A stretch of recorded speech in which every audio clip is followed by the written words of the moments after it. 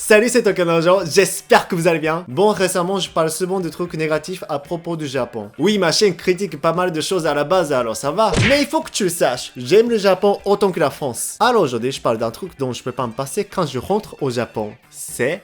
aller au café. Oui, bien sûr, les cafés japonais et les cafés français sont bien différents. On peut même dire que le café est un des trucs représentatifs du Japon. Tu peux trouver un des plus grands Starbucks du monde au Japon, avec 4 étages et une grosse terrasse. Même dans les brioches dorées au Japon, tu peux commander des bubble tea. C'est trop bien, hein? Tu crois que dans les cafés japonais, il y avait que du matcha et des mochis sucrés au haricot rouge? Mais non, arrête de penser aux clichés. Ah, je suis déçu de toi. Alors aujourd'hui, je parle de pourquoi j'adore les cafés au Japon. Et c'est parti! Le café à thème. Oui, j'adore les cafés à thème, c'est original. Comme tu le sais, le café à chat, c'est l'un des plus connus cafés à thème du Japon. C'est là où tu bois ton café avec des chats. Et moi, j'aime pas forcément les chats, en plus j'en suis allergique, alors je m'en bats les couilles des chats. Oh, pardon. J'adore les chats. Ils sont tous mimi, j'ai envie d'en adopter un pour qu'il y ait plus de filles qui regardent mes vidéos. Bon, mis à part les chats, tu peux trouver plein de sortes de cafés avec des animaux au Japon. Café à lapin, café à chien, café à cochon, café à hérisson, café à oiseau, voilà, blablabla. Ah oui alors, je suis sûr que beaucoup de Français disent « Oh les pauvres, ils sont tous enfermés. C'est horrible, il faut arrêter ça tout de suite. Les Japonais maltraitent vraiment les animaux, hein. » Oui, mais la majorité des clients sont des touristes européens et américains par contre. J'ai croisé énormément de Français en plus. この時期にお客さんはほぼゼロだと言います。以前は海外の方が8割ぐらいいらっしゃってくださったんですけれども Qui est horrible.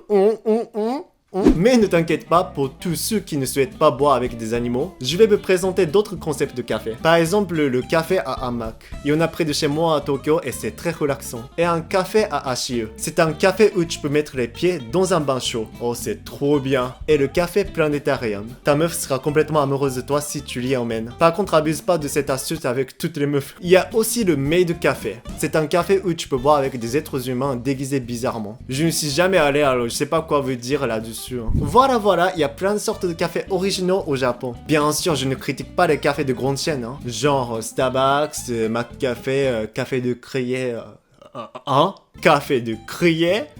Oh! C'est une grande chaîne de café japonais. Oui, les japonais sont bas de l'esteak de la langue française, hein. Vraiment, il y en a partout au Japon. Mais si tu viens au Japon, pourquoi pas tester des cafés à thème au moins une fois? Aucun risque de vol. Bon, c'est un peu classique et tout le monde le sait. Mais au Japon, il y a presque pas de voleurs qui piquent les affaires des autres au café. C'est pas comme Paris en terrasse où on s'inquiète de son sac. Moi, quand je m'assois dans un café à Paris, je dépose mes sacs entre mes pieds, en accrochant un pied de chaise ou à ma jambe. Je m'assois pas côté rue sur la terrasse. Plutôt, je m'assois à l'intérieur. Voilà, comme tu le sais, dans les grandes villes en France, il faut bien être vigilant. Sinon, on te vole tes affaires. C'est stressant lorsque tu prends un café, hein. Mais au Japon, vraiment, les gens mettent leur ordi et leur sac sur la table et devine ce qu'ils font. Ils vont aux toilettes ou partent même commander sans leurs affaires à la caisse. Je ne dis pas que c'est 100% safe, mais presque personne ne vole d'affaires comme ça au Japon. Selon l'enquête de l'émission japonaise Tokudane, la première chose à laquelle on pense lorsqu'on trouve un sac ou téléphone portable dans un café, c'est qu'une personne a réservé la place. Ouah, yaba, hito多いし、めっちゃ混んでるね。ああ、本当にどこもいっぱいだよね。あそこ席空いてそうじゃん。いや、もうカバンがすでにあるから、もう席取られてるね。おい、じゃああっちは？いや、あそこ携帯が置いてあるから、ちょっと、席取られてるね。じゃああっちの方はどう？いや、あそこには財布とあとロレックスとあとニンテンドースイッチが置いてあるから絶対人に取られてるね。そっか、それは人が座ってるね。お、あの辺席空いてそうじゃね？お、本当だね。それじゃあちょっとバッグとさ、あと iPad と、あとパソコン置いて、席取ろうぜ。そうだね。先に荷物とか全部置いてから注文しに行こうか。Déjà, pourquoi au Japon il y a moins de vols? C'est très simple. Ce n'est ni parce qu'ils sont honnêtes, ni qu'ils sont gentils. Juste, ça vaut pas le coup de voler quelque chose comme ça au Japon en public. Ils savent que même s'ils volent ton PC ou ton téléphone, ils ne pourront pas le revendre. Ils savent aussi que dans ton portefeuille, même si on aime bien payer en cash, il n'y a que maximum 200 ou 300 euros. Aucun japonais n'essaye de voler 200 ou 300 euros alors qu'il sera envoyé dans la prison directe, hein. Ils ne sont pas tubés, c'est tout. Du coup, normalement, tu n'as aucun souci de vol dans un café en public. Par contre, moi je ne laisse jamais mes affaires même au Japon, hein. Je ne fais aucune confiance aux gens. C'est tout. Qu'est-ce que les Japonais prennent au café? Bon, dans tous les cafés en France, il y a toujours au menu le café expresso, le café allongé, le café americano, cappuccino et des sortes de coca, orangina, Schweppes, tout ça. Alors je vais citer quelques boissons qu'on ne trouve jamais dans les cafés en France. Ice coffee, en français ice café, je crois. Oui, en fait, c'est un café froid avec des glaçons. Tu le trouves vraiment dans tous les cafés au Japon. Oui, c'est vrai que c'est un peu bizarre un café froid, mais les Japonais, on adore ça surtout en été et plein de clients le prennent. Melon soda, c'est une boisson gazeuse avec un goût de melon. Bon, je pense pas qu'il y a de jus de melon dedans. Vous savez que dans le melon pain, il n'y a pas de jus de melon, hein. Mais le melon soda est tellement populaire chez les enfants japonais. C'est très chimique par contre. Cola Furoto. Bon, c'est une boisson avec du coca et on ajoute une boule de glace vanille au-dessus. Sans déconner, tu en trouves partout au Japon. Moi, j'adore cette boisson. Même si vous dites que c'est dégueulasse de mélanger les deux et que c'est très sucré et calorique. Les règles au café.